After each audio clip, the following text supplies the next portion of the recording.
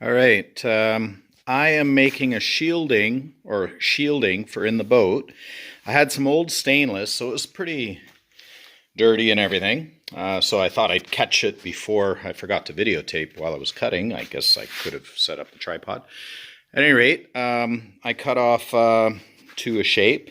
This is the back splash. So I've scored it from underneath across here. So that'll get bent up. And then this will be the base. And I've scored it on the front. I'll bend that down, I think, just so that you don't catch your toe on it. The idea is so it's not a toe breaker, right? And I have these aluminum L brackets that were off of something. I forget what, but I collect stuff like this because it comes in handy.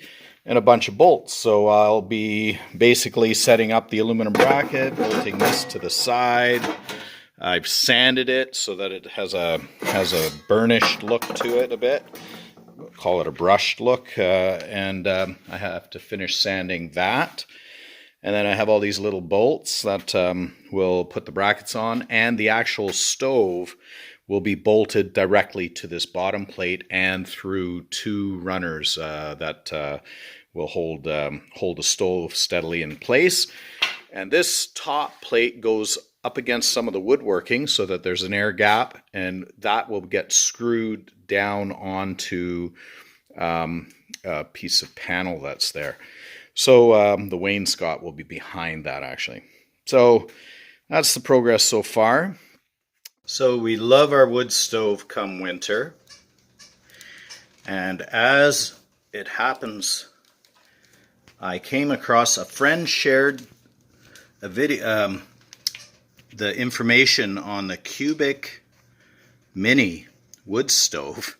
So to give you an idea what both of them look like. So I'm slowly working on getting it set up to be put in the houseboat.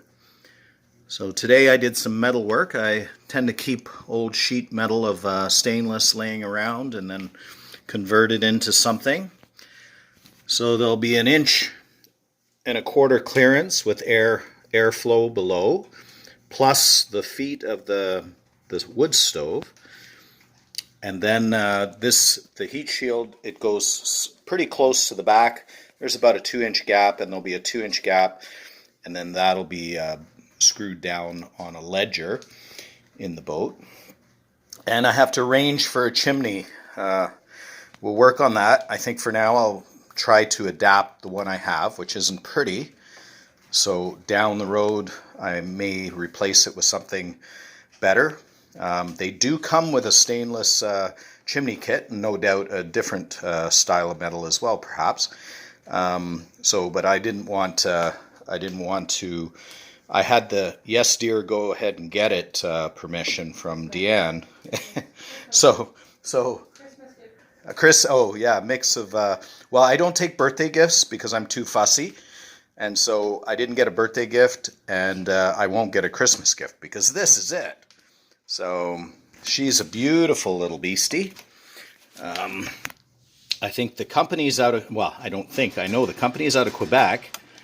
This is very heavy. I should weigh it so I can give you, before I screw it down to this assembly, so I can give you a complete weight of it. But the shipping weight should tell me. Yeah, I'm not terribly fussy about actual facts, but it was heavy. So it's well made. And it's going to be so cozy in the boat, being able to see the flame and pot. My hope is that we can get a bit longer burn and a more controlled burn out of it.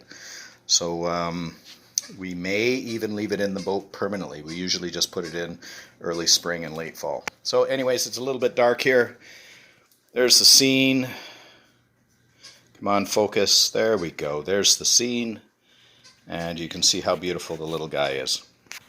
Done for now.